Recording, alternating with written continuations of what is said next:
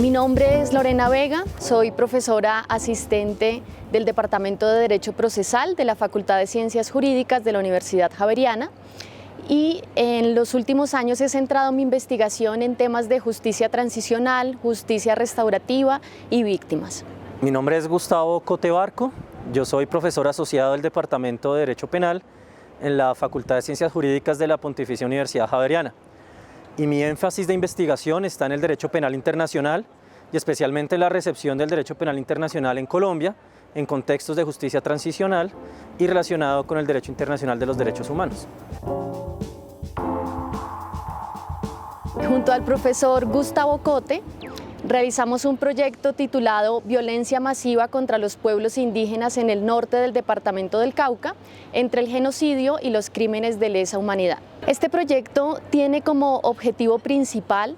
determinar en qué medida la definición internacional de genocidio protege la identidad cultural de los pueblos indígenas de manera independiente a la protección de la vida de los miembros de estas comunidades. Hay dos aclaraciones que son importantes de hacer. La primera es que discutimos derecho penal internacional porque la Jurisdicción Especial para la Paz tiene la competencia para aplicar directamente normas internacionales en el contexto colombiano. Y esta es la primera vez que eso sucede en Colombia, que jueces nacionales puedan aplicar normas internacionales, dentro de ellas el Estatuto de Roma, en donde está el genocidio. Pero adicionalmente hay que tener en cuenta que el genocidio, siendo un crimen internacional, de todas maneras está contemplado en normas internacionales, ejemplo artículo 6 del Estatuto de Roma, pero también está en el Código Penal colombiano. Y la definición del crimen es prácticamente la misma. Hay una diferencia relacionada con los grupos políticos, pero en esencia es el mismo crimen. De manera que cuando la Jurisdicción Especial para la Paz se pregunte si se ha cometido o no un genocidio, eso no lo podemos decir nosotros, ese tampoco fue el objeto de la investigación, pero cuando lo defina, si es que lo llega a definir en algún momento la Jurisdicción Especial para la Paz, puede tener en cuenta tanto la definición, las normas internacionales como las nacionales, porque coinciden en mayor parte.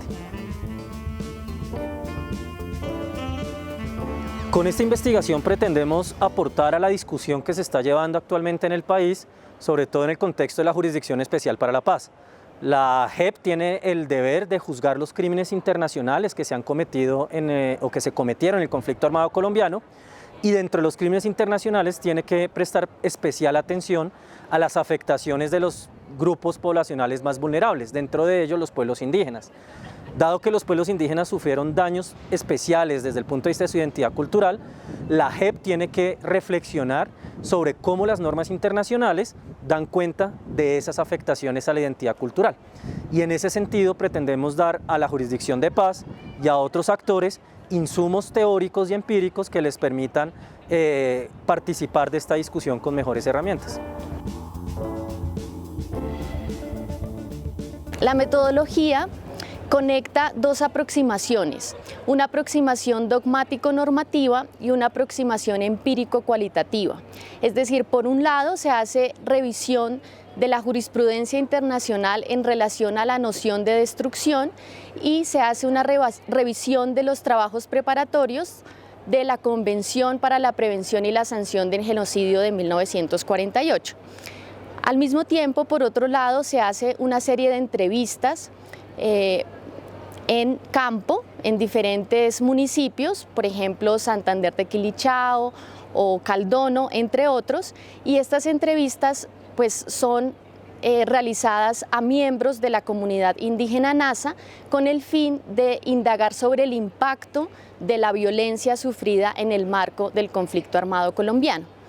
Esta unión de aproximaciones metodológicas parte, digamos, de dos premisas. Por un lado,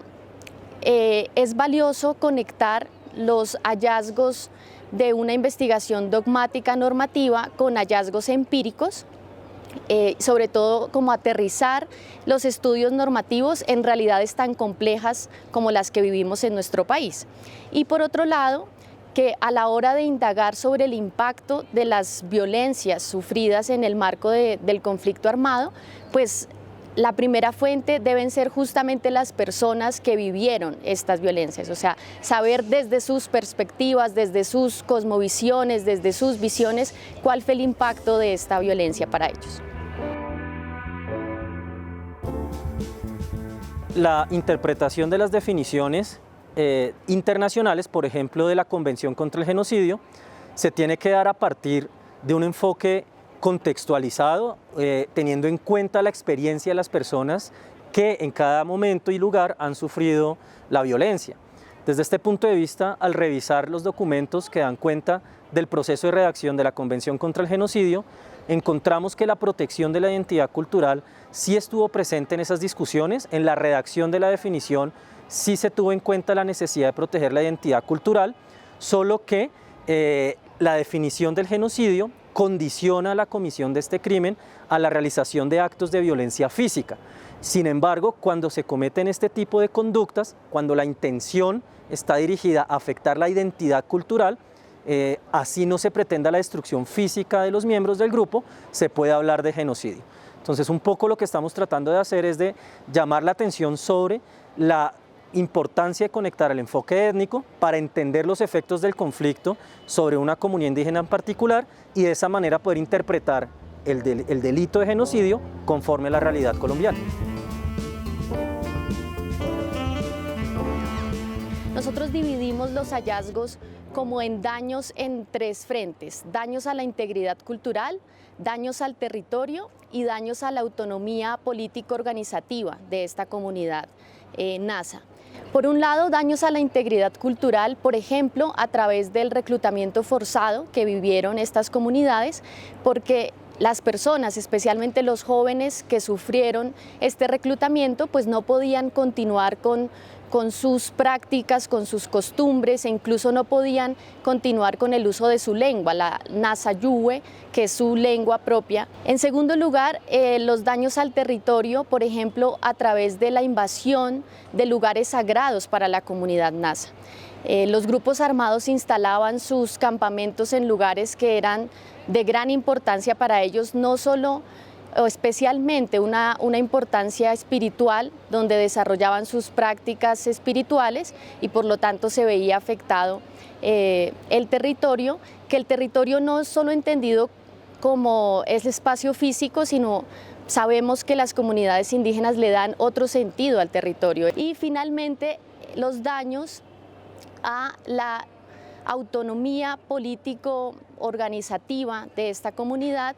por ejemplo, a través del asesinato a autoridades de la comunidad Nasa, porque no es solo lo que implica y las consecuencias de un asesinato, sino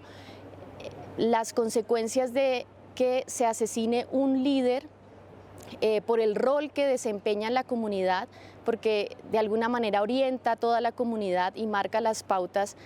para conservar esa unidad como grupo indígena. Los invito muy cordialmente a leer el primer resultado de esta investigación, que es un policy brief titulado El crimen de genocidio y el enfoque étnico en la Jurisdicción Especial para la Paz, reflexiones para la calificación jurídica en casos de violencia contra pueblos indígenas. Y ese policy brief se encuentra disponible en la página